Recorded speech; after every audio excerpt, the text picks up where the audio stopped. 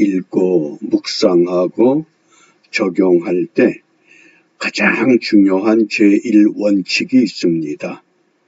요한복음 5장 39절 너희가 성경에서 영생을 얻는 줄 생각하고 성경을 상고하거니와 이 성경이 곧 내게 대하여 증거하는 것이로다. 모든 성경 어떤 말씀을 읽든지 그 말씀에서 누구를 만나야 된다? 예수 그리스도를 만나야 합니다. 우리가 요한일서를 읽으면서 첫 번째 예수님은 생명의 말씀이라고 분명히 만났습니다. 두 번째는 하나님은 빛이시라고 만났습니다.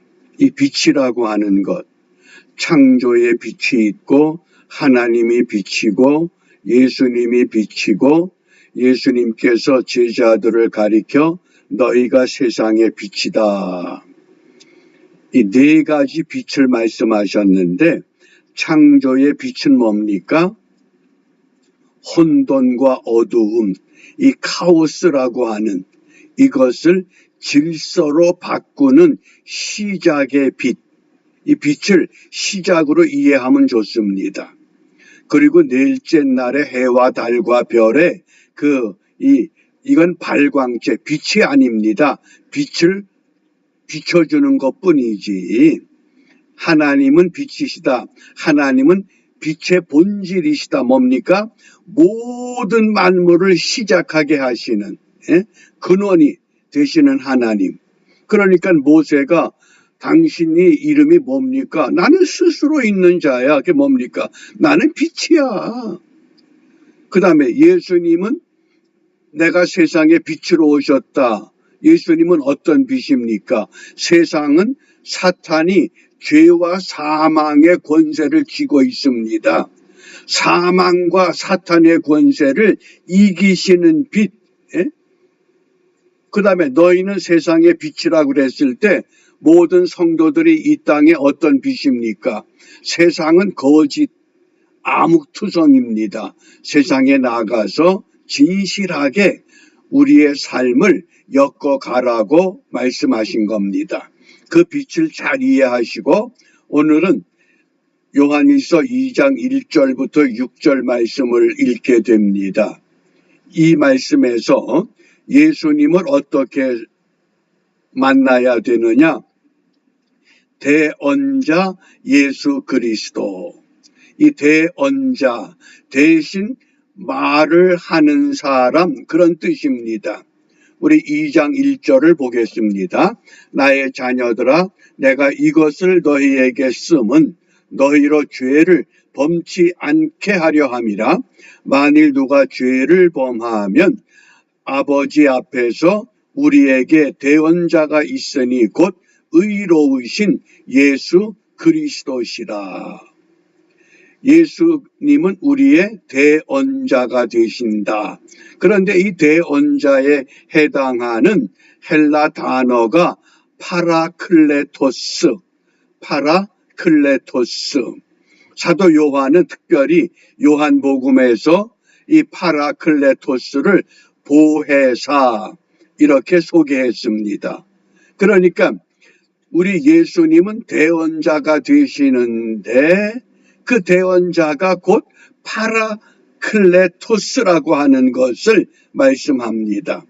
좀 더 자세히 살펴보면 이 대언자 파라클레토스이 어떤 의미냐? 변호인, 위로자, 중개자 이런 뜻입니다. 근데 성경에서는 두 가지 용법으로 사용됩니다.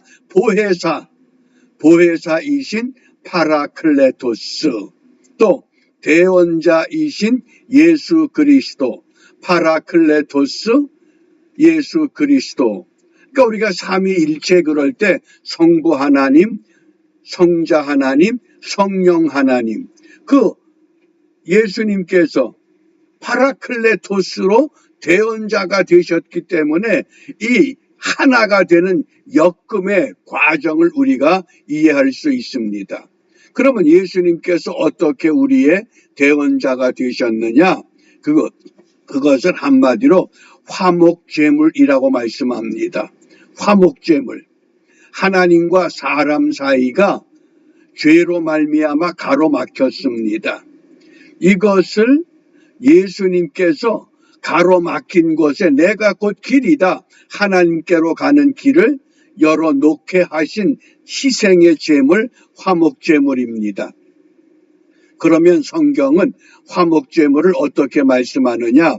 신약의 화목제물이라고 하는 이 용어가 2번 사용됩니다. 첫 번째 요한일서 2장 2절입니다. 저는 우리 죄를 위한 화목제물. 무엇을 위한 화목제물? 죄를 위한. 왜? 죄는 하나님과 사람 사이를 가로막고 있기 때문에 서로 통하지 못하게 하는 기능입니다. 그래서 저는 우리 죄를 위한 화목제물이니 우리만 위할 뿐 아니요 온 세상의 죄를 위하심이라. 이것이 첫 번째 화목제물의 용법입니다. 그리고 두 번째 화목제물이 로마서 3장 25절입니다. 어떻게 화목제물이 되셨느냐? 이 예수를 하나님이 그의 피로 인하여, 무엇으로? 피로 인하여. 그래서 십자가의 죽으심의 피 흘림의 사건이 절대적으로 필요한 사건이었습니다. 믿음으로 말미암는 화목제물로 세우셨다. 무엇으로? 피를 통해서. 그러니까 구약의 속죄제사가 죄를 지은 사람이 죽어 마땅하지만은 대신 짐승의 피를 하나님께 드림으로 그 죄를 용서받는 것처럼 우리 예수님이 피를 흘리심으로 단 한 번의 속죄의 제사, 그것이 화목제물이라고 하는 것을 오늘 우리에게 알려주고 있습니다. 그러니까 대언자 예수 그리스도는 파라클레토스로 일하시는데 그 파라클레토스가 어떻게 일했느냐? 화목제물이 되셨다. 그러면 그 파라클레토스는 오늘 이 시대를 살아가는 우리들에게 어떻게 우리와 연관을 갖게 되는가? 그 첫 번째가 요한복음 16장 8절부터 11절, 특별히 8절 말씀에 보면 그가 와서, 이때 그라고 하는 것이 파라클레토스 보혜사를 말합니다. 보혜사가 이 땅에 와서 죄에 대하여, 의에 대하여, 심판에 대하여 세상을 무엇하리라? 책망한다. 성령이 임하게 되면 우리가 기쁘지만은, 성령의 은사도 있지만은 먼저 중요한 것은 죄를 깨닫게 한다는 겁니다. 그래서 우리가 죄와 의와 심판에 대해서 우리를 깨우쳐주는 것, 이것이 보혜사 파라클레토스의 첫 번째 기능입니다. 그 다음 두 번째, 요한복음 14장 26절입니다. 보혜사 곧 아버지께서 내 이름으로 보내실 성령, 그 성령이 어떤 기능을 우리에게 연관을 갖게 하느냐? 모든 것을 가르치시고, 모든 것, 그 다음에 모든 것을 생각나게 하시고. 어떻습니까? 첫 번째 보혜사 파라클레토스의 기능은 어떤 기능이다? 책망하는 기능. 두 번째는 가르치고 깨우치는 기능. 그 다음에 세 번째 로마서 8장 26절입니다. 이와 같이 성령도 우리 연약함을 도우시나니 우리가 마땅히 빌 바를 알지 못하나 오직 성령이 말할 수 없는 탄식으로 우리를 위하여 친히 무엇하신다? 간구하신다. 지금 성령께서 사랑하는 이 백성들이 왜 이렇게 머뭇거리느냐? 너희들이 지금 머뭇거릴 때가 아니야. 분별의 은혜를 받아서 세상을 정확히 분별하면서 너희들이 하나님의 자녀답게 생명의 말씀으로 하나님의 빛으로 이 세상에 나가야 된다. 그렇게 대언하신다는 겁니다.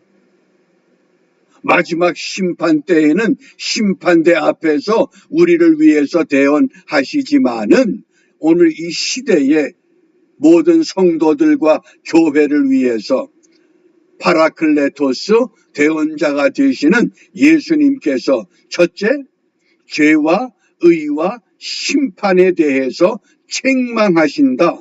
두 번째는 모든 것을 가르쳐 주시고 모든 것을 생각나게 하신다. 그래서 예전에 부흥 강사들이 부흥회 때마다 강조했던 기도가 있습니다.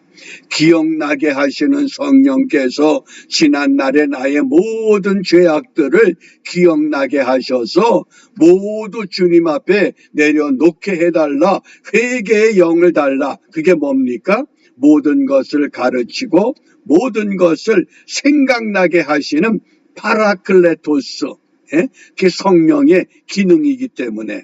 그 다음에 세 번째, 파라클레토스는 말할 수 없는 탄식으로 간구하고 계신다. 요 세 가지. 예수님께서 대언자가 되시기 위해서 무엇이 되셨다?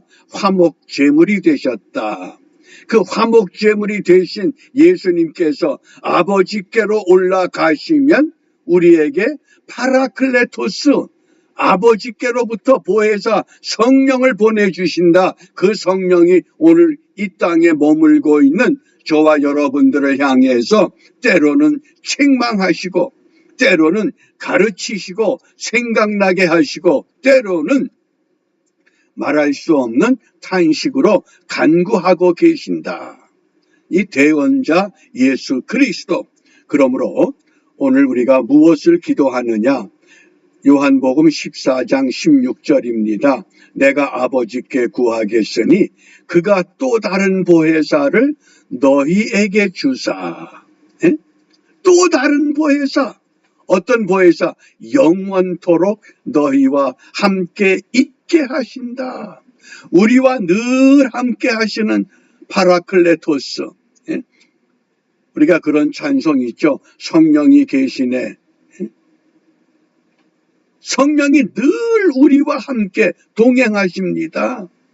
내가 외로울 때도, 내가 실망할 때도, 내가 슬플 때도, 내가 병들었을 때도 어느 누구도 나를 이해하고 붙잡아 주지 못한다 할지라도 약속하신 파라클레토스 성령께서 함께 하신다고 하는 것. 그래서 오늘 우리 기도가 보혜사 성령에게 사로잡혀 살아가게 하옵소서. 내가 뭐 하는 것이 아니라 내 곁에서 성령께서 나를 지켜주는 천사들을 보내서 천사와 함께 동행하는 은총의 삶을 바르게 경주하는 축복의 하루가 되시기를 바랍니다. 기도합니다. 대언자가 되시는 우리 주님, 날마다 우리의 삶 가운데서 우리의 잘못을 깨닫게 하시고 깨우쳐 책망하시며 하나님의 자녀답게 살라고 탄식하며 간구하는 파라클레토스 보혜사 성령의 역사를 다시 한번 우리 마음에 새기며 오늘도 이 땅의 모든 교회와 주의 백성들이 어디에 있든지 주와 함께 동행하는 일에 성공하는 신앙의 삶을 이루게 하여 주시옵소서. 예수님 이름으로 기도합니다. 아멘.